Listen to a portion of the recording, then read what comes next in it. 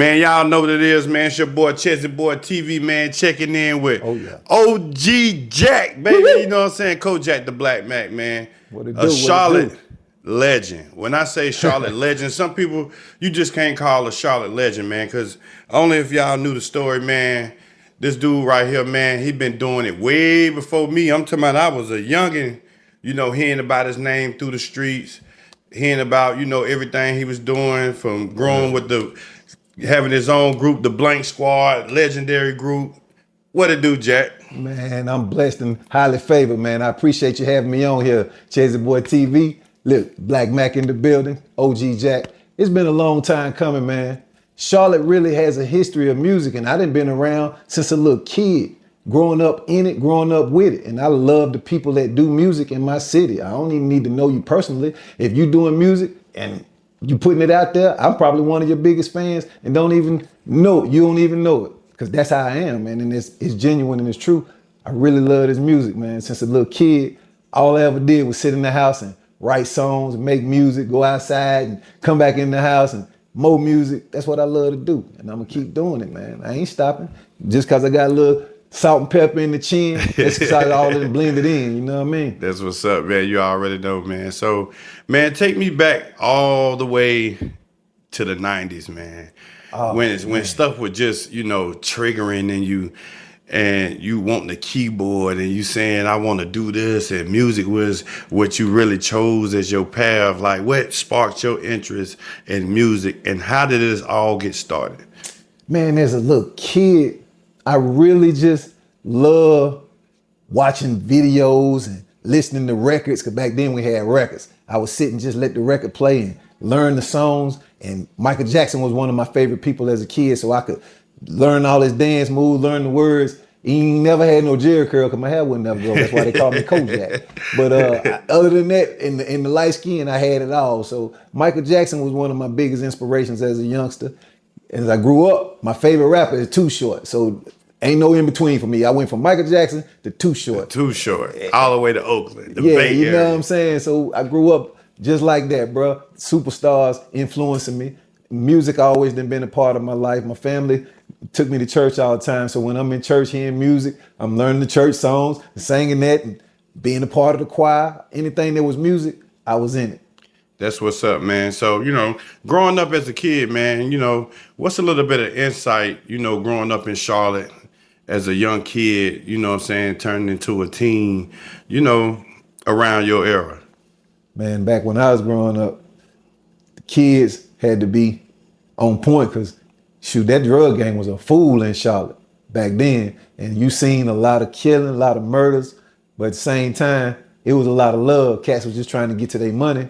So me, man, everything I seen became a song to me. That's how I dealt with my pain, or that's how I dealt with my happy times, or just whatever was going on.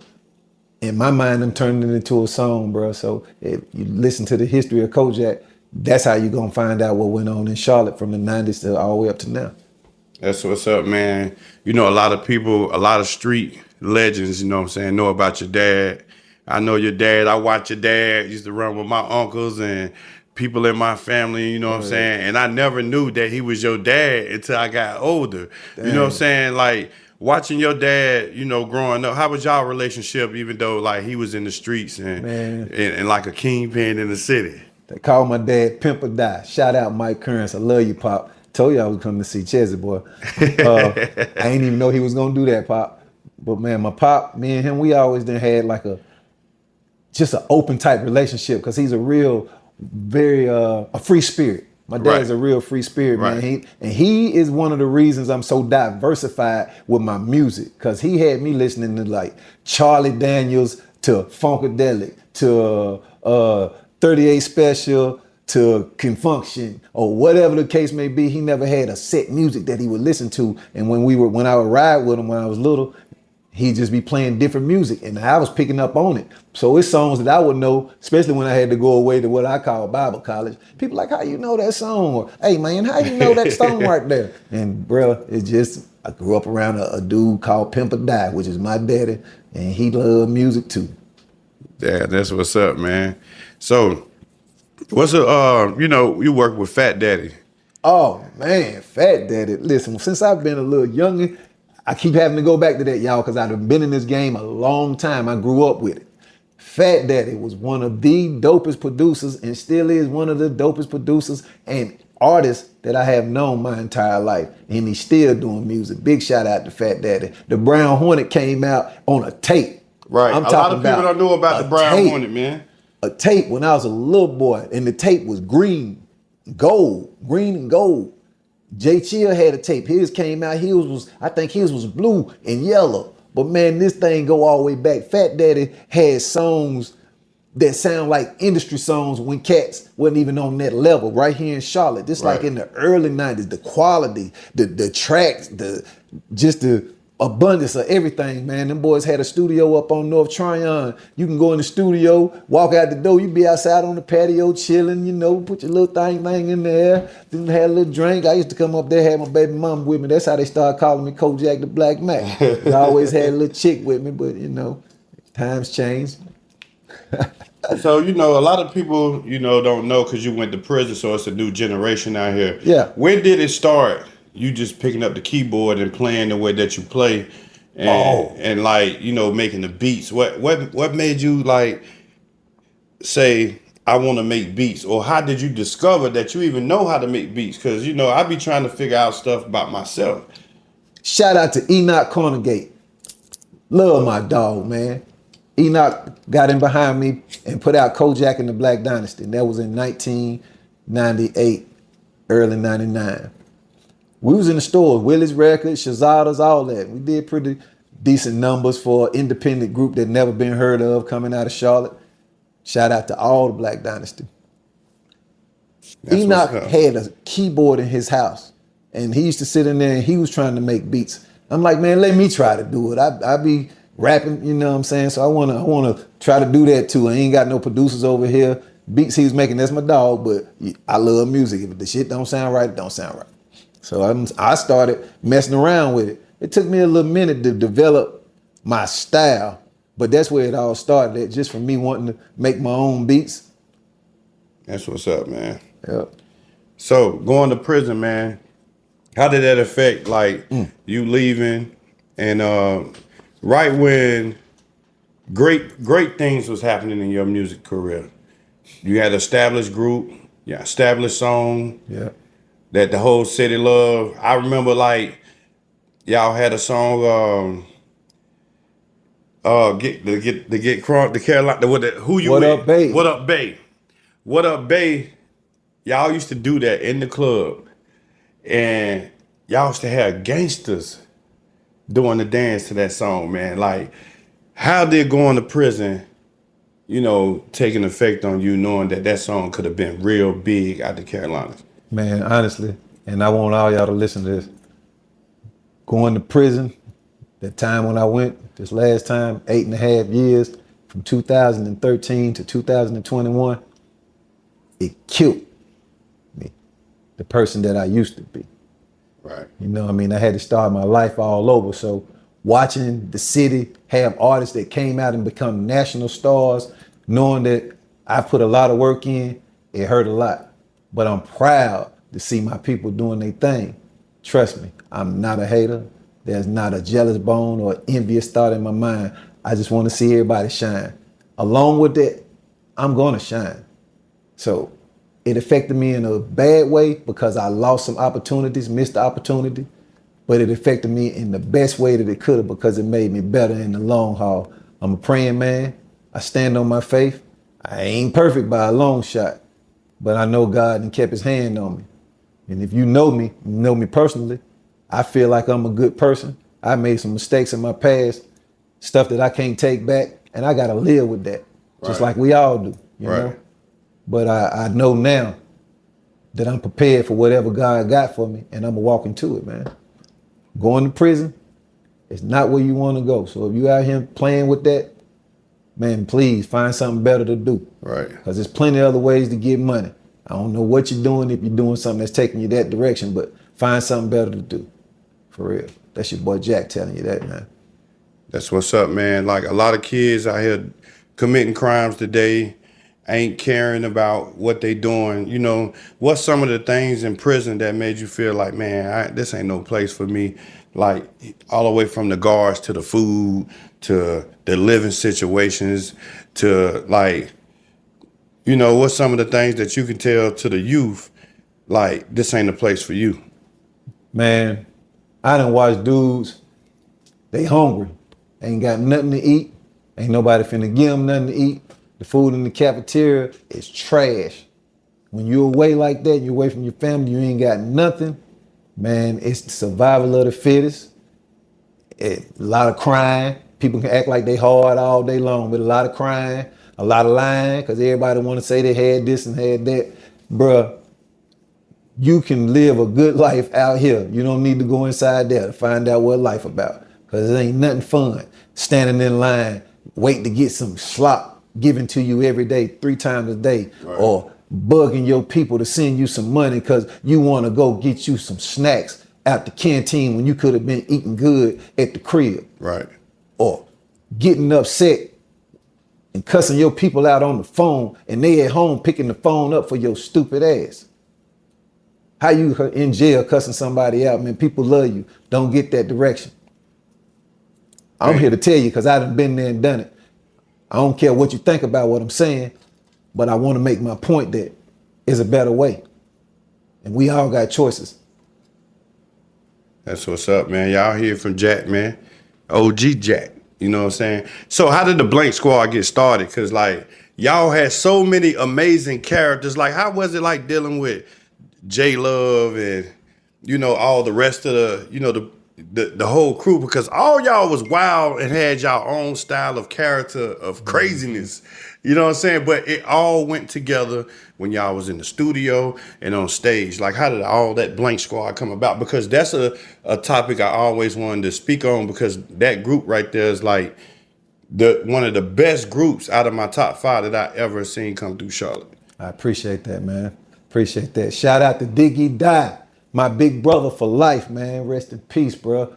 Diggy Die allowed me full access to the studio at Liquor House Records. This was after all the Big Bronze, Silky Jones, Sandman, they had albums out all at once, and Diggy Die had albums out. This was after that. I came in after Black Dynasty, and after that, that's when my new life started as a partner in Liquor House Records with Diggy. And I had Skeet with me. Skeet always been around. Skeet's sister has a son by my cousin. Mm-hmm. So me and Skeet always been cool. He just like to be around Jack. So if you're gonna be around Jack, you're gonna end up doing music. Come to find out, Skeet had that. He had it, you know what I mean? He just got this style and this energy, bro. Like, I love when Skeet rapping. So he always was with me. He was like watching over me, man. To be honest with you, little young cat watching my back. I'm the big dog, but he won't make sure don't nobody do nothing to Jack. That boy short, little too, boy, with a big heart. Yeah, he will make sure ain't gonna nobody do nothing to Jack. So Skeet with me. That was the first person besides myself. And we working in the studio. My cousin Big Ty, rest in peace, Tyrone Simpson. Him and J Love went to school together, so J Love had started trying to do some music, and Ty like, boy, you need to go get with my cousin Sam Jack, because that's what he called me, Sam Jack. You need to get with my cousin Sam Jack, man. You want to do that music. So J Love ended up tapping in through Tyrone and what he brought to the table, and I'm always give him his credit and his props for this. J Love taught us how to perform. Right. See, I taught him how to be a recording artist, and he just his natural ability from there. The boy gifted. He talented. Very talented person. Very talented person. So he taught us how to perform. It started out me, J Love, Skeet. Then I moved in with a chick named Lynn Moe, Sonya Moe's little sister, over off Penny Point. We was off Hickory Grove Road. And she was like, Jack, man, let's do this music. I had just come home from a little short bid. This 2003, 2004, somewhere in there. So she's like, Jack, I'm still trying to do the music, because she a smart type chick. So she was linked in with some stuff. We get some studio equipment. I start doing the music over there. Got a nice little flow, people coming in. I go meet Ricky G one day at a studio off Wilkerson Boulevard. It was called Queen City Records. So they over there doing some recording. I'm dropping some beats. It's this little dude out there, he rapping, but nobody ain't giving him no chance on the mic. And I know why now, because I'm sitting here listening to him. I'm like, dang, y'all ain't got my man on no song. He like, nah, they ain't got me on no song, man. I'm just over here working on my shit. So I'm like, okay. Well, I got a studio at my crib, bro. Like, I'm doing some stuff right now, but tomorrow I'll come pick you up. What's up? Right. He was like, all right, well, I'm gonna be up here. So I came back the next day, same time, looking for him. He wasn't nowhere at the studio. They like, I don't know where he be. They say he be down in the neighborhood somewhere. So I done rolled around looking for him, because I'm gonna find this little nigga. Boom. He in some little neighborhood. They say, man, y'all know this little dude, man. He be rapping, little skinny little dude, man. Say, oh, you talking about Sean Cody? Say, yeah, Bay Boy. Boom. He come out the door. I say, man, you ready? Boy, I done been riding around looking for you. He said, hell yeah. He come jump in the van with me. Boom. And that was 2004. And that's been on since. That's how I found Bay Boy. Blank Squad form right then and there. That's what's up, man. And Babe Boy, he went on to still continue to make music and stuff like that. Oh yeah. He's an incredible artist, incredible character, always full of energy, always full of life. Every time I see him, he over energy. You know what I'm saying? So Yeah. so like let's go back to some of the shows you used to do, because I know y'all you actually did some shows. What, John C. Smith opened up for big artists around there? Yeah, I think we opened up for the Locks back then. That was like 99, 2000. Johnson C. Smith, Homecoming. Yeah, we opened up for the Locks. Had Chocolate Tie came out there, Right. that cat suit. We were Black Dynasty then. That was Yeah. before Blank Squad. Black Dynasty was me, Chad Lee, my favorite rapper from Charlotte. Right. Chad Lee from Delaware Headquarters. If anybody know Chad Lee, you know one of the best rappers in the world. He's the greatest. And he's the greatest in the world. He to me. still is. I agree. He still is. Yeah. You know what I mean? And I can call him. Everybody can't do that. I can call him and he'll come through for Jack. Yeah. I just don't like to bother him too much. But Yeah. I can call him. You know what I'm We saying? need to get Chad Lee on here, man. Yeah. You know you got to get Chad on We here. gotta get Chad on Chezzy Chad Boy got to TV, come be man. on Chezzy Boy TV, man. I caught him at the store one day, man. He busted freestyles for me Yeah, and stuff, man. But he still fly. I got to with get that an interview with Chad, too. man. It was Chad and then my man Lil Sin from Roseland, aka Dino. Man, listen. That if you go back and listen to the Kojak and the Black Dynasty album, there is a guy who's going to stand out to you now. Now that I listen to it as a grown man, I'm like, boy, they should have named that album Lil Sin in the Black Dynasty. Because he blanked on every song that he was on. You know what I mean? And he's still dope to this day. My man Quiz was Quincy Hempfield from off the east side. What I did, I went and built like my own little Wu-Tang. Right. Another little cat, G Black, he was only on like 1 or 2 songs. He ended up getting out of the group through personal reasons back then. So, you know, it is what it is. All love now though, everybody grown up. And Big Knock, my main mans. Check this now. Lil Sin had a rap partner. Me and Dino, we rapped together, but I wasn't rapping with his rap partners or other people around. I just was rapping with him. I used to be stealing my stepdaddy's car. We ride in the Volvo and be rapping. So he was like, man, you want me to be in this group? My partner got to be in here. My thing with Black Dynasty, I wanted everybody to be black. Chad, Chocolate Tie, me, Dino, all us dark skin like this. That was my thing. Right. Like, because people That used was to the pick on me theme for of the being group. black. That Black Dynasty, you gotta be black. Quan ain't as black as us, you know, but he dark skin, he brown. So in my mind, I'm a little young. I want everybody black, but Dino's so dope. Yeah. All right, man, we're gonna let your partner be in there. Plus, he go to school with my big cousins and all us from the neighborhood. I'm from Roseland at the time. He from Clinton Park at the time. So we all hang around each other anyway. Boom, we started doing the music. Point that I'm about to get to though, the man that I did not want to give a chance at first ended up being one of the realest brothers I have ever met in my entire life. When I went to do my bid, he ain't miss a step. If I needed anything, Big Knock was right there. That's what's up. Word. That's what's up. Word. Tayo, you was right there. If I needed anything, y'all cats, people that just stepped up out the blue and that wasn't nothing but God. That's what's up, man. Studio 74, man. Oh man, we used to shut that down every time they opened the door. We come in that thing. If you was performing, if it was a contest, please don't go after the Blank Squad. Go Man. before them, boy. Please don't go after them. I'm gonna give a little story insight on my own. Go ahead. Every time, you know, me and my crew used to come to Studio 74, Yeah. and we know y'all in the building. I used to tell my crew, look, we just gonna go ahead and do our thing because them niggas won. When they hit the stage, this club is gonna go to a whole nother world. And my crew used to see that shit, be like, God damn, we gotta get our shit together. Me, Lil Keys, Big Pooh, Muscle, all us, you know what I'm saying? We used to watch y'all, bro, like, that shit used to be so amazing, man. So, like, what's one of your most memorable nights at Studio 74, whether it's a Friday, Saturday, or a one mic Monday? Man, that dude had that song, I ain't gonna let up, no, I ain't gonna let him get to me. All right, we had to open up for him at that club one night. Mm-hmm. When we came in and done, that's what you said, turned the whole club up. He came on behind us. He didn't do his most popular song first. He did a different song, like to bridge before he did that something, man, the energy dropped. People was like, man, bring the Blank Squad back out. Bring the Blank Squad back out. And that was like kind of blew my mind back then because we wasn't getting the recognition he was getting because he had song on the radio and everything. But as far as performing, it didn't matter if you was a star. You couldn't go in behind us. We just had that type of energy. And we should have got where we could have went, but hey, everything happened for a reason. That's what's up, man. What did Studio 74 mean to the city as a club?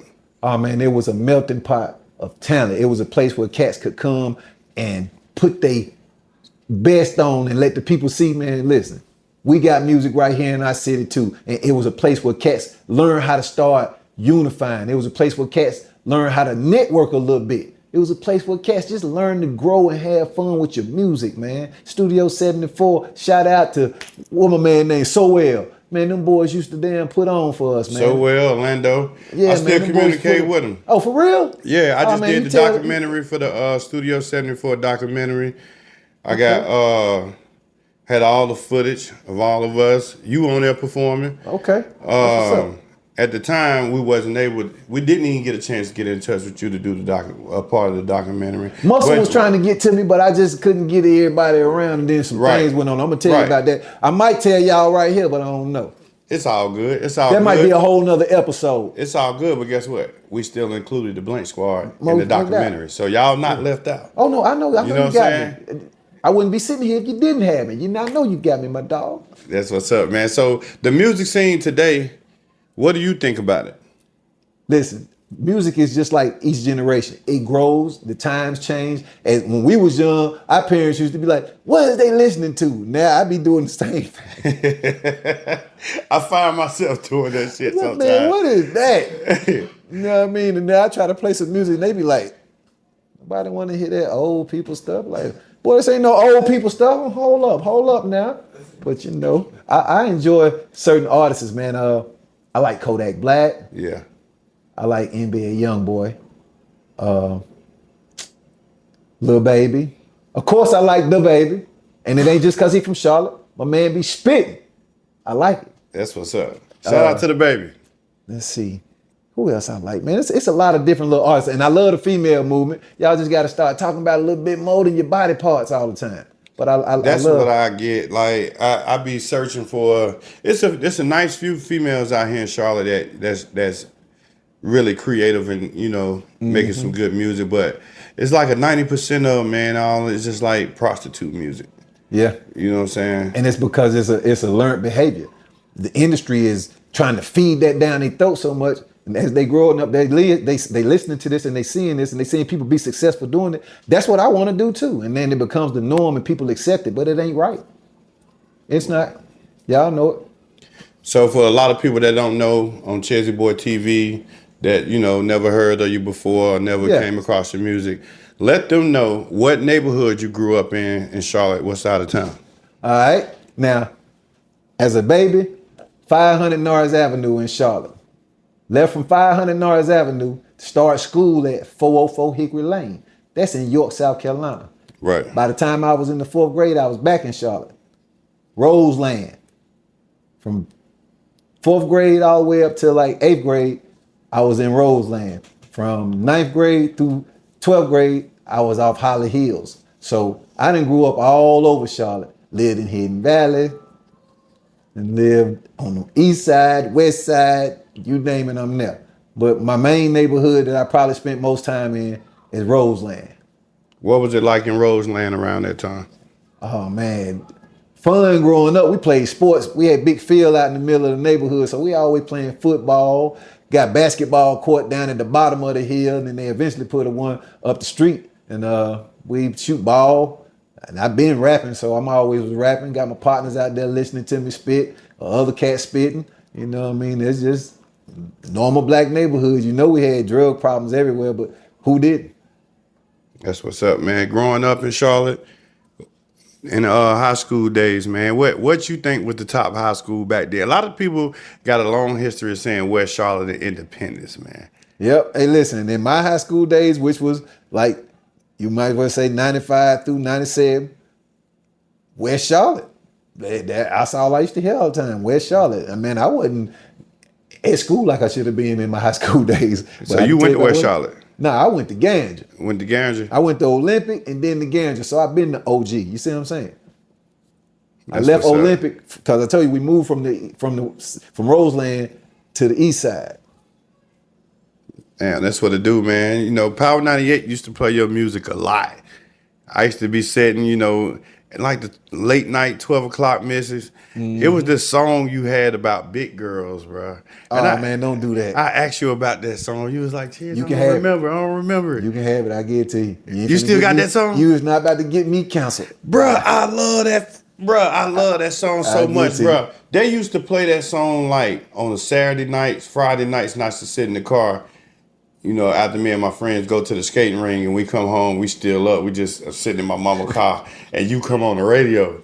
And I'm like, dang, man, I got to hook up with Coach Jack. I could never find you. boy, Could never run into you. I'd be like, man, I'm going to hook up with Coach Jack. Because in my eyes, you was like, you know, the Master P or somebody I was trying to get my music to. Because I was hearing your name so much. And I was looking up to you, not even having the chance to even meet you. Dang. So it was like, man, but I was hearing your music. People always brought your music around.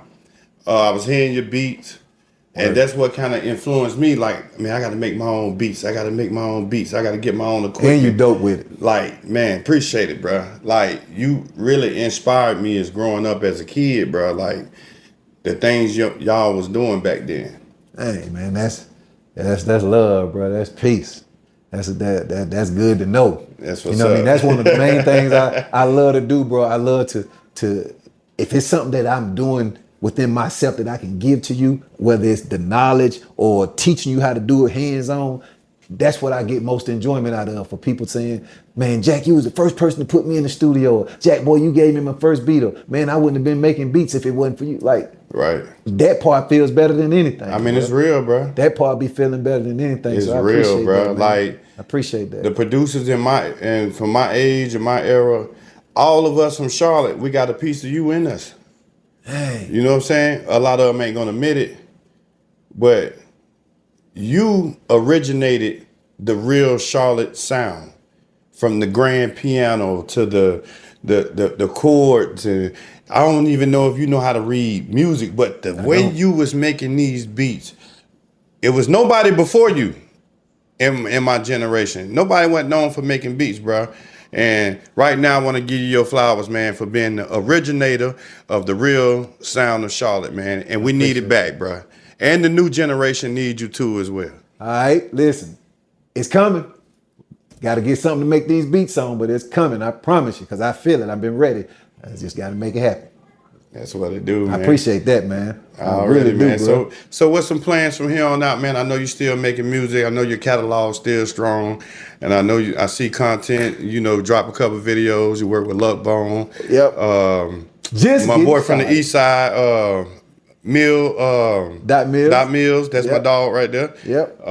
Shout out. I Dot see Mills. you still bringing it. Listen, so what's the plans, man? Just now getting started, man. I'm learning this content game, y'all. And I'm telling you, I'm very excited. I'm like a newborn baby with it. Even though I'm older than y'all, I'm a newborn baby with this new style and this new era. So I'm just getting started. And I'm linking in with the right people reaching out to me and telling me, Jack, look, I'm going to help you with this. And I don't need a lot of help, but the help that's coming to me, I promise you I'm going to accept it. And we're going to make these moves, bro. So I'm just now getting started. Stay tuned, stay ready, so you don't got to get ready. You understand me?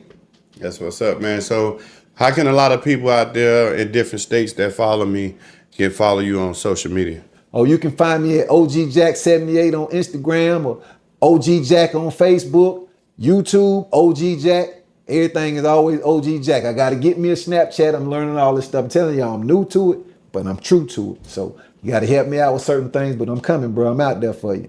That's what's up, man. Anybody you want to shout out, show love to? I want to shout out my whole entire family, especially my mama, my grandma, my Aunt Jackie, my sisters, my kids, Charlie, Christian, Jackson, my grandbaby, Denver, Phoenix. I want to shout out the triplets, Iman, Aja, Ebony, Mika, my sister Kia.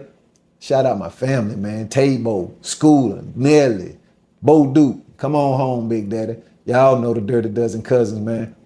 That's what's up, man. And I can say this is, for me, going to be part 1, because we're going to keep it part 2, 3, 4, and 5, and I'm going to keep continuing to reach out to you then. and keep these interviews updated, man, and let the young generation know, the old generation know who originated things around here in the city. And I'm not going to let our legacy die. I'm not going to let them rewrite our story. And that's my motivation for Chezzy Boy TV, man, and we out. Yeah.